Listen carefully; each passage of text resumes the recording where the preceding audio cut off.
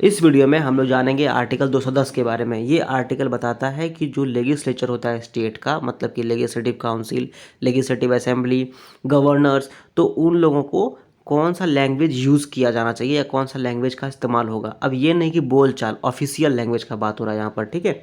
तो आर्टिकल 17 और आर्टिकल 348 के अनुसार जो लैंग्वेज यूज़ होगा किसी भी स्टेट में बिल को लाने में या फिर ऑफिशियल लैंग्वेज, वो होना चाहिए इंग्लिश, ठीक है।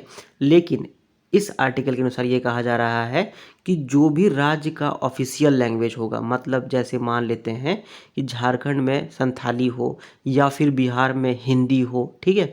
तो इस सिचुएशन में जो भी राज्य का ऑफिशियल लैंग्वेज होगा, जम्मू एंड कश्मीर का उर्दू हो सकता है, तो जो भी ऑफिशियल लैंग्वेज होगा उस ऑफिशियल लैंग्वेज में बिल वगैरह पेश होना चाहिए, हो सकता है। या फिर जो राज्य का लैंग्वेज हो हिंदी में पेश हो सकता है, या फिर जो इंग्लिश लैंग्वेज है उसमें पेश हो सकता है, ठीक है।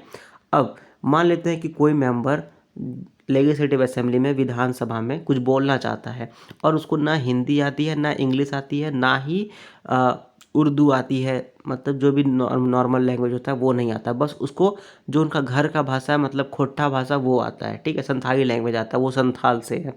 तो इस सिचुएशन में जो चेयरमैन होंगे लेजिस्लेटिव काउंसिल के या फिर जो स्पीकर होंगे, ठीक है, तो वो ये परमिशन देंगे उस व्यक्ति को, उस विधायक को, कि आपको जो भी लैंग्वेज आता है, आपका घर का भाषा आता हो या विदेश का भाषा आता हो, आप उसमें बात कर सकते हो, ठीक है।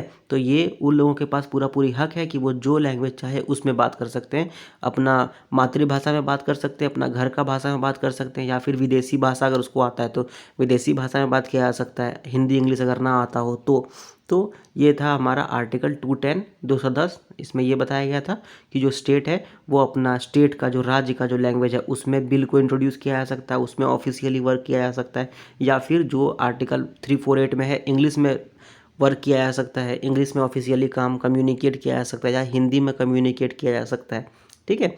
तो आर्टिकल 210 यही बताता है। एंड आई थिंक ये अपना कॉन्स्टिट्यूशन कितना बड़ा इसलिए शायद है क्योंकि कॉन्स्टिट्यूशन में हर चीज़ लिख दिया गया है। जैसे कि अभी ये आर्टिकल है, इसमें ये बताया जा रहा है कि कौन सा लैंग्वेज यूज़ होगा स्टेट में, ये भी कॉन्स्टिट्यूशन में हम लोगों का लिख दिया गया है। इसलिए शायद हम लोगों का कॉन्स्टिट्यूशन दुनिया का सबसे बड़ा कॉन्स्टिट्यूशन है। इस कॉन्स्टिट्यूशन में सब कुछ लिख दिया गया है, मेनली ऑलमोस्ट सब कुछ, ठीक है। तो इसी गुड नोट पे ये वीडियो को अंत किया जाए। एंड आई होप कि ये वीडियो आपको अच्छा लगा। इसको लाइक करो, शेयर करो, कमेंट करो, कुछ भी पूछना है अपना विचार रखो कि इतना बड़ा कॉन्स्टिट्यूशन हम लोगों का क्यों है। एंड सब्सक्राइब करो चैनल को। And thank you very much.